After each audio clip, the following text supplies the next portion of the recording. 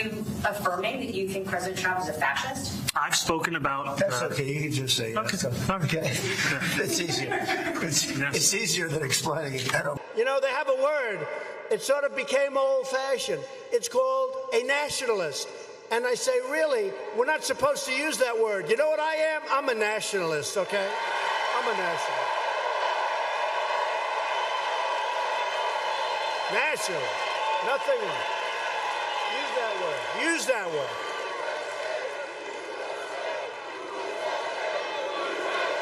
Socialism. Terrifying word. And what socialism means to me is a commitment to dignity, a state that provides whatever is necessary for its people to live a dignified life. Because we see what happens when we let the market be the sole determinant of the distribution of dignity. It picks and chooses people who can survive and people who can thrive. And we talked about some things in very strong common, like housing and getting housing built, and food and prices, and the price of oil is coming way down. Anything I do is going to be good for New York. If I can get prices down, it's good for New York. And we've got them down, way down from last year. We have, as you know, I've been saying to a lot of people, Walmart said that Thanksgiving this year is exactly 25% less than last year. So that's good for New York, good for everybody. For you, you referred to Mr. Mamdani as a communist. Can you describe why you feel that way? And also, will you do anything to stop him from arresting Prime Minister Netanyahu if he visits New York? Well, we didn't discuss your second part of the question. And on your first part, I mean, he's got views that are a little out there, but who knows? I mean, we're going to see what works, or he's going to change also. We all change. I changed a lot. From when I first came to office. It's now quite a while ago. It's quite a while. My first term was great. We had the greatest economy in the history of our country. We're doing even better now. We're doing much better now than we did even the first term. And I can tell you some of my views have changed. And we had discussions on some things. I'm not going to discuss what they were, but that I feel very confident that he can do a very good job. I think he's going to be. I think he is going to surprise some conservative people, actually, and some very liberal people. He won't surprise them because they already like him. And Mr. Mamdani, it sounds like you had a productive discussion, but just days ago you referred to President Trump as a despot who betrayed the country. You said you'd be his worst nightmare and accused him of having a fascist agenda.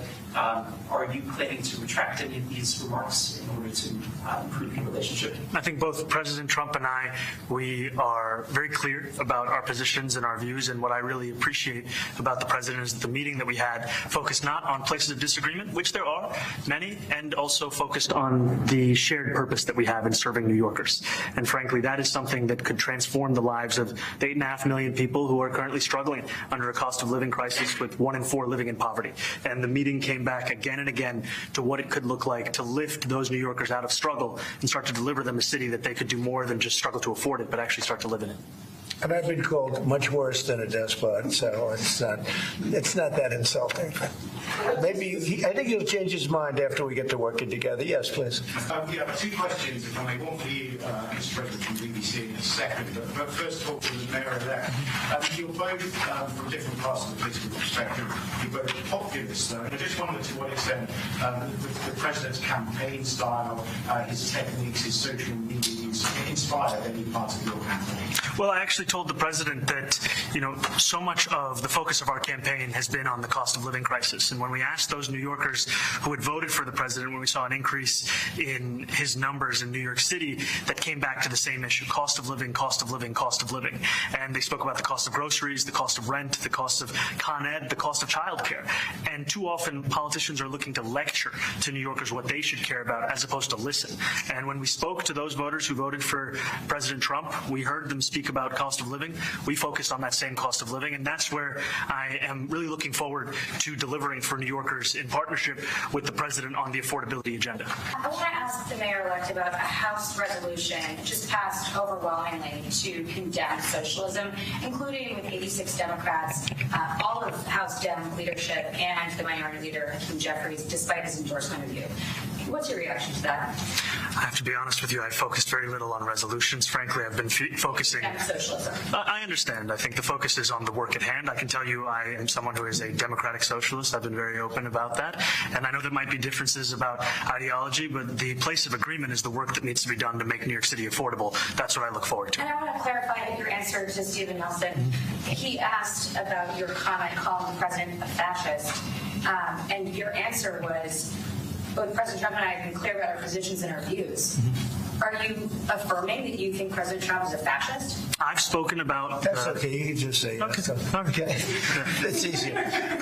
It's easier than explaining it. I don't as well that Mayor-elect Montgomery talked a number of times about on the campaign was shifting the tax burden for property taxes from what he called minority communities to white-based communities and putting more taxes on white people. I also noticed that in your acceptance speech you didn't mention anything about America or Christians or white people in general, and so I didn't know if that was one of the policies that you guys have spoken about. We focused on affordability. We focused on the cost of living crisis. What I will say is that I am very much interested in property tax reform because what we see right now in New York City is a system that is so inequitable that it can't even stand up in court. And the president and I spoke about the importance of not only building more housing, but also making sure that regulation of housing is something that is manageable to actually get through and not the cause of yet another weight that we see in our city. You're continuing this idea of race-based property taxes. No, to be very clear, what you said. No, the use of the term was a description of neighborhoods, not a description of intent. So you intend to tax the whiter neighborhoods more? No, we intend to create a fair property tax system because we want a New York City that is not only fair and equitable, but also one that every New Yorker can afford. Would you feel comfortable living in New York City under a Mamdani administration? Yeah, I would. I really would. Especially after the meeting. Absolutely. What makes you comfortable? We agree on a lot more than I would have thought. I think I want him to do a great job, and we'll help him do a great job. You know, he may have different views, but in many ways, you know, we were discussing when Bernie Sanders was out of the race, I picked up a lot of his votes, and people had no idea because he was strong on not getting ripped off in trade and lots of the things that I've practiced and been very successful on. Tariffs, a lot of things. Bernie Sanders and I agreed on much more than people thought. And when he was put out of the race, I think quite unfairly, if you want to know the truth, many of the Bernie Sanders voters voted for me. And I felt very comfortable, frankly, in seeing that and saying that. And, you know, it just turned out to be a statistical truth. But no, I feel very comfortable. I would feel very, very comfortable being in New York, and I think much more so after the meeting. I tell you, the press has eaten this thing up. You know, I've had a lot of meetings with the heads of major countries. Nobody cared. This meeting, that you people have gone crazy. You know, outside you have hundreds of people waiting. This is just a small little group. For some reason, the press has found this to be a very interesting meeting.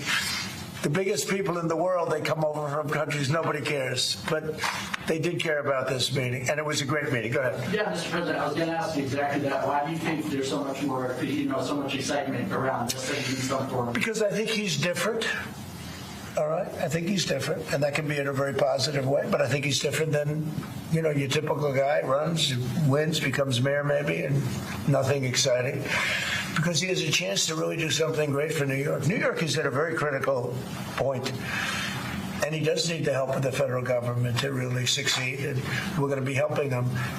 But he's different than, you know, your average candidate. He came out of nowhere. I said he has a great campaign manager standing over there. He came out of nowhere. And I appreciated that when we had that meeting, it wasn't just in the Oval Office. He also took me into the cabinet room, and there we were looking at portraits of presidents of years gone by, and we admired a portrait of FDR. And in many ways, when I think about the candidacy that we've put forward, it looks to Fiorello LaGuardia as the greatest mayor in New York City history. You can't tell the story of LaGuardia without telling the story of FDR and the story of a relationship with the federal government that finally delivered at the scale of the crisis it was facing. In that press conference with President Trump, a reporter asked you whether you believe that President Trump is in fact a fascist, a word that you've used in the past. You were about to answer, then President Trump sort of jumped in and he said, quote, "That's okay, you can just say yes. It's easier than explaining it." So Mr. Mayor-elect, just to be very clear, do you think that President Trump is a fascist? And after President Trump said that, I said yes. And so you do? And that's something that I've said in the past. I say it today. And I think what I appreciated about the conversation that I had with the president was that we were not shy about the places of disagreement about the politics that has brought us to this moment. And we also wanted to focus on what it could look like to deliver on a shared analysis of an affordability crisis for New Yorkers. 3 years ago, we were a country defeated in spirit. Our factories were silent, our workers without jobs, our youth without hope. But look around you now. See the smoke rising once again from the chimneys, the machines humming with life, the workers at their posts. That is Germany reborn. We have become a decent people once more, a people of order, of dignity, and of work. Once again, the German worker can stand tall, for he no longer toils in vain, but builds with pride for the future of his nation. We are not indifferent to the rest of the world. We do not close our eyes to other nations, but we will not be judged by them. For too long, Germany was forced to bow before the judgment of others. That time is over. I do not answer to foreign governments. I answer only to the German people.